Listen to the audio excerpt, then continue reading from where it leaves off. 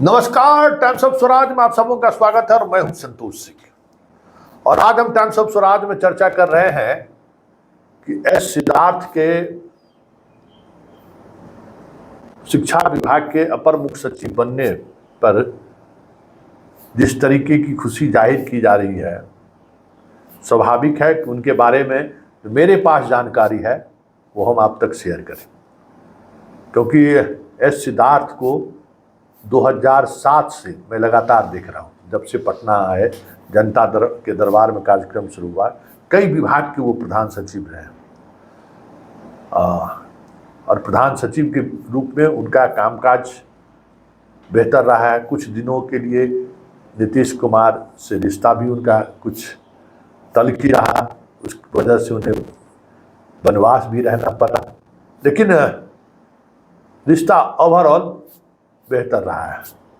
Tested भी है नीतीश कुमार के और ट्रस्टेड भी है, ये बात समझ लीजिए।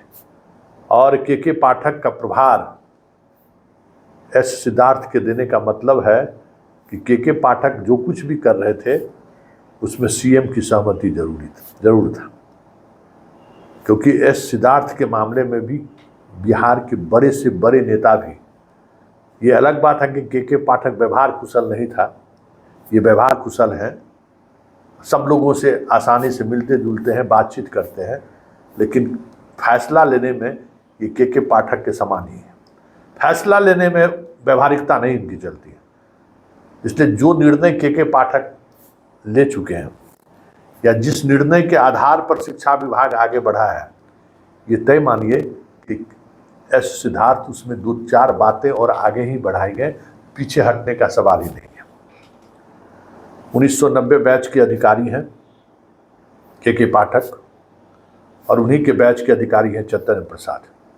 तो यूपीएससी में क्या होता है कि जो बैच का टॉपर होता है ना, वही मुख्य सचिव होता है, मतलब मुख्य वही तो सरकार चाहती है जिसको बनाए, लेकिन टॉपर जो है सबसे आगे। तो विकास आयुक्त अभी चैतन्य प्रसाद है। 30 अगस्त को जनाब ब्रजेश मल्होत्रा जी रिटायर हो रहे हैं। चैतन्य प्रसाद का वहाँ जाना और के पाठक का विकास आयुक्त बनना, ये संभावना जताई जा रही है। मतलब अगस्त तक, मतलब ये पूरा जून अगर छुट्टी रहते हैं तो वह लौट के आते हैं तो अगस्त तक बने रहेंगे, ऐसी संभावना जताई जा रही है।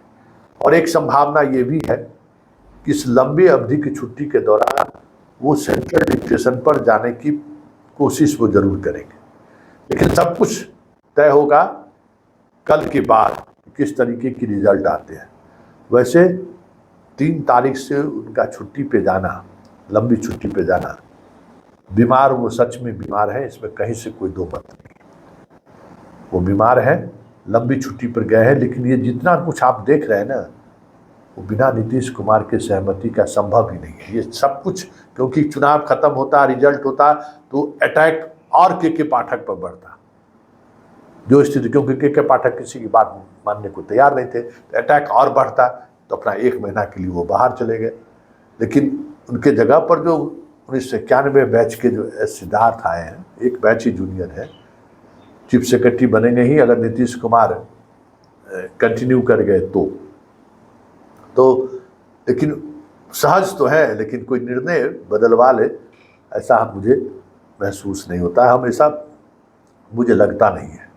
इसलिए एस सिद्धार्थ के शिक्षा विभाग के अपर मुख्य सचिव बनने से ज़्यादा खुश मत होइए। होगा अभी फिलहाल वही जो के पाठक ने लकीर खींच दिया। हाँ, ये एक अलग बात है कि जो रूडनेस के पाठक के फैसले में दिखता था वो शायद नहीं दिखे। वैसे जब तक अंतिम फैसला सीएम लेते नहीं है तब तक केयर टेकर के रूप में ही एस सिद्धार्थ इन कामों को देखेंगे। वैसे परते अमृत के होम सेक्रेटरी बने, जो चुनाव आयोग ने उनको होम सेक्रेटरी बना दिया है, तो ऐसे में हमें लगता है कि अब होम सेक्रेटरी के रूप में परते अमृत की जगह पर एस सिद्धार्थ नहीं जाएंगे। और अगर नहीं गए, वो भी एक सप्ताह के अंदर चीज़ें स्पष्ट हो जाएंगी, तब आप समझ जाइए कि के पाठक की वापसी अब शिक्षा विभाग में नहीं होगा, क्योंकि सीएम होम के साथ साथ शिक्षा विभाग को भी अब अपने नियंत्रण में रखना चाहते हैं। और उसके लिए टेस्टेड और ट्रस्टेड अधिकारियों की ज़रूरत है, जिस पर एस सिद्धार्थ पूरी तौर पर खरे उतरते हैं।